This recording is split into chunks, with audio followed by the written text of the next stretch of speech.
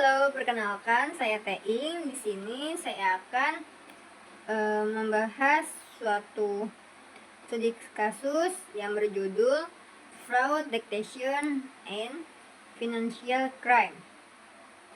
Di pembahasan ini saya akan menjelaskan suatu permasalahan yang dihadapi oleh fintech Nusantara. Bagaimana sih AI dapat membantu dalam mendeteksi fraud, kemudian model AI yang digunakan, lalu rekomendasi serta implementasinya. Saya langsung saja masuk ke dalam pembahasannya. Kalau kita lihat sekarang penggunaan layanan keuangan digital semakin terus meningkat. Hampir kayak semua transaksi itu bisa dilakukan secara online, kemudian rutin, mulai dari kayak transfer pembayaran, investasi, kemudian banyak memberikan manfaat juga, tetapi juga membuat risiko terjadinya fraud dan pencucian uang semakin besar. Pada kasus ini menjelaskan fintech Nusantara masih menggunakan sistem berbasis aturan atau rules based. Misalnya, jika ada transaksi dengan nominal tertentu atau transaksi yang dilakukan kayak rutin berkali-kali dalam waktu singkat, kemudian sistem akan langsung menandainya sebagai transaksi yang kayak mencurigakan gitu. Masalahnya cara seperti ini belum gitu cukup efektif. Kemudian banyak transaksi yang sebenarnya tuh normal justru dianggap fraud. Kemudian sebaliknya, pelaku fraud yang menggunakan banyak rekening atau membuat kayak pola transaksi tuh lebih rumit, seringkali tidak terdeteksi. Karena itu perusahaan membutuhkan kayak sistem yang lebih cerdas dengan memanfaatkan AI. AI mampu mempelajari pola transaksi data sebelumnya hingga proses deteksi bisa terjadi lebih cepat, lebih akurat, dan lebih kayak membantu mengurangi kerugian perusahaan. Permasalahan utama yang dihadapi oleh perusahaan ialah jumlah transaksi yang terus bertambah setiap harinya. Semakin banyaknya transaksi, tentu semakin kesulitan juga kayak proses pengawasannya. Kemudian sistem yang digunakan saat ini tuh masih mengandalkan aturan yang sudah dibuat sebelumnya, padahal pelaku fraud selalu mencari cara baru agar tidak mudah terdeteksi. Akibatnya tuh muncul beberapa kendala. Yang pertama ialah tingginya jumlah false positif, yaitu transaksi yang sebenarnya tuh aman tapi dianggap mencurigakan. Hal ini membuat tim fraud harus memeriksa banyak transaksi secara manual. Kemudian fraud yang melibatkan banyak rekening ini juga sulit dikenali karena sistem hanya melihat satu transaksi saja, bukan hubungan antar transaksi. Kalau kondisi ini terus terjadi, perusahaan itu bisa mengalami kerugian finansial. Kemudian proses investigasi pun menjadi lama, bahkan kepercayaan customer juga bisa terus menurun.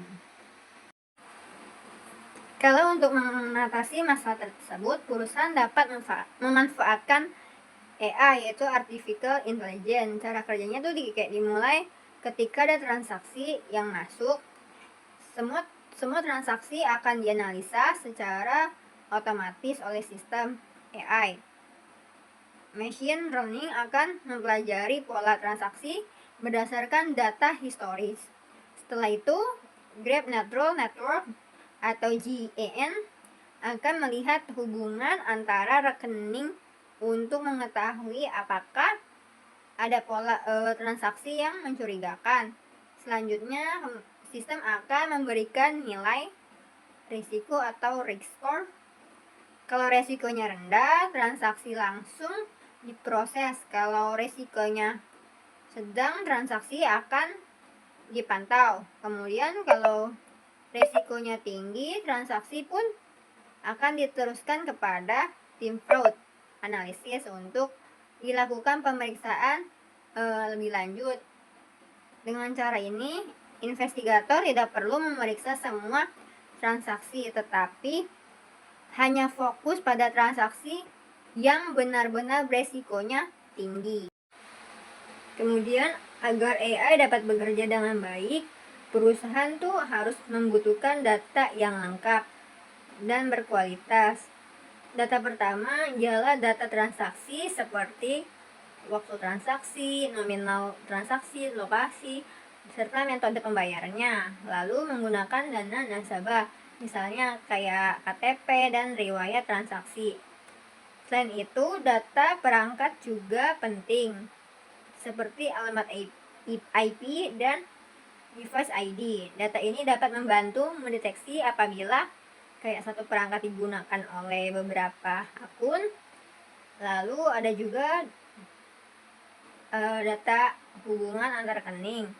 Data ini kayak sangat penting karena fraud dan pencucian uang biasanya melibatkan banyak rekening yang saling berhubungan.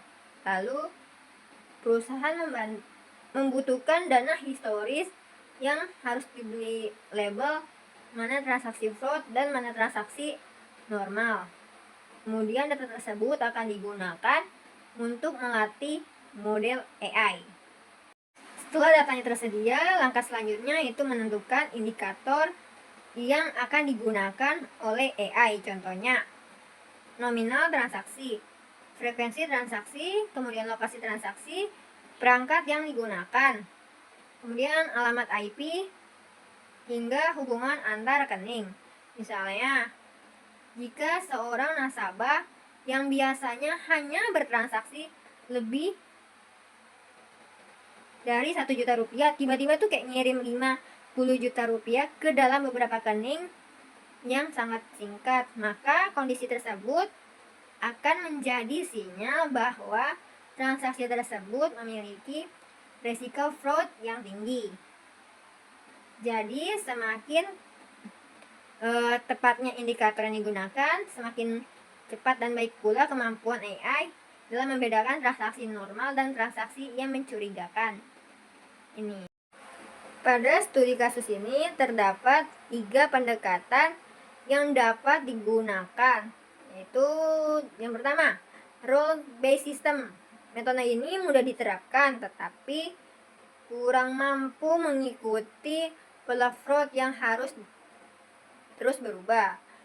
Kemudian yang kedua yaitu machine learning. Model ini mampu belajar dari data historis sehingga hasil deteksinya lebih akurat. Sedangkan yang ketiga ialah Graph Neural Network atau GNN.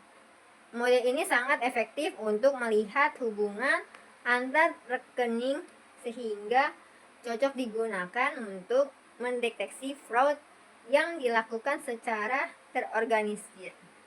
Menurut saya, solusi ini yang paling tepat ialah menggunakan pendekatan hybrid, yaitu digabungkan 3 metode tersebut agar hasil deteksinya tuh kayak lebih optimal.